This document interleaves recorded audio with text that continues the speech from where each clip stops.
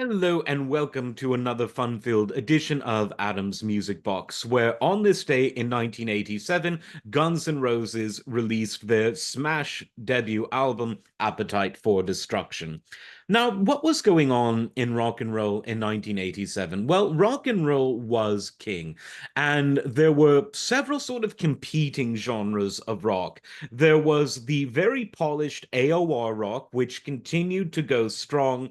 There was the super hardcore heavy metal stuff that was selling records and was popular in clubs, but wasn't stratospheric because it's just one of those genres that was too hardcore to ever go fully mainstream. Then there was mainstream hard rock, and even many of the mainstream hard rock bands by this time were going somewhat glam, somewhat polished, somewhat hair and glam and all of that.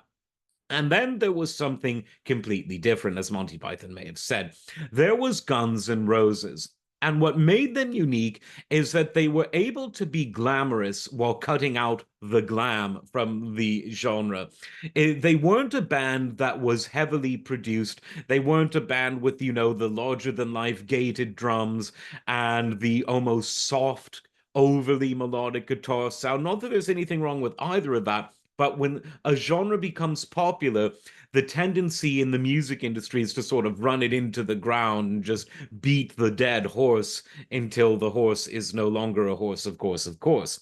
Guns N' Roses took the hardness of the hardcore stuff, the melodic songwriting ability from that, the in your face attitude of the glam scene, and turned it into something that was really of its own.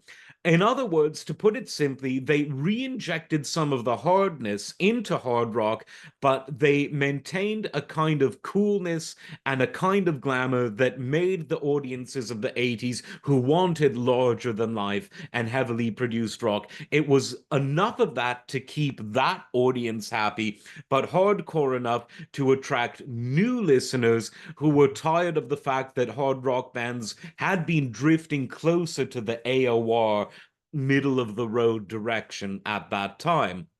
Now, anyone could have sort of done a kind of calculation and said, right, this is the format, guys, this is what we need to do. But of course, like all great bands, they didn't do this consciously. They just did what they did best. And what they did best was write super memorable songs. Paradise City, you hear it once and you'll know it for the rest of your life. Welcome to the Jungle, the same. Sweet Child of Mine, as a super hardcore ballad, arguably one of the best hard rock ballads ever. And you've got it for life, but you still want to hear more. And this album was the culmination of the various members of the band in their various previous incarnations gigging and gigging hard, mostly around LA, because they were that quintessential 80s LA hard rock band, and they were really refined. By the time they went into the studio to record this album, they were all very accomplished musicians, and they all knew what they wanted. They all knew what they were doing. In some ways, you can compare this to the position Van Halen were in when at the end of the 70s they recorded their debut album. They were so road tested that they just needed to go into the studio, do what they do best, and voila, you have a hit record without a lot of the strain and expense and effort that other bands do to record lesser albums. Now, Guns N' Roses continued to record many other EPs and albums. There was obviously Use Your Illusion 1 and 2, the next formal albums. There was GNR Lies, a hit EP, albeit with something controversial on it, but Guns N' Roses always flirted a bit with things that were controversial, and they all had these personalities that really helped to promote and define the band in an age when people really wanted big personalities. Slash was just Slash. He's, as everyone knows him, the look, the sound, the snarling, the attitude. Axl Rose, the same. The wonderful video compilations of him getting mad at security or fans throwing things or canceling gigs mid-song when something pisses him off are legendary. And even though it's amusing and it's very Spinal Tap, a lot of the time he actually had a very good reason. Don't throw things on the stage, kids. Just don't. And he didn't take that sort of shit.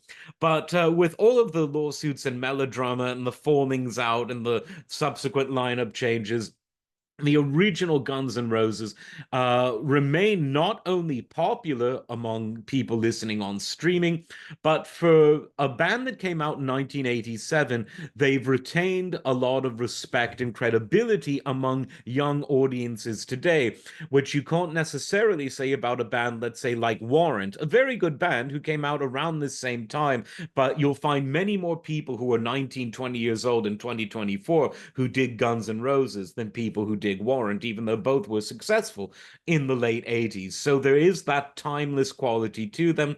A lot of it is down to the production not being overly 80s with lots of polysynths, lots of gated drums. Their production was pretty ageless, if you will. And I think that was a very important part of their success. But most of all, it was the fact that they were able to write songs that never left the memory. They had the hooks, they had the lyrics, they had the solos, the guitar solos, that is, they had that vibe. And that's why almost everyone loves Guns N' Roses. And when they do, they usually point to the first album as their very best. Enjoy listening. I'm sure some of you might be listening right now. Like, subscribe, and we will see you next time. Take care.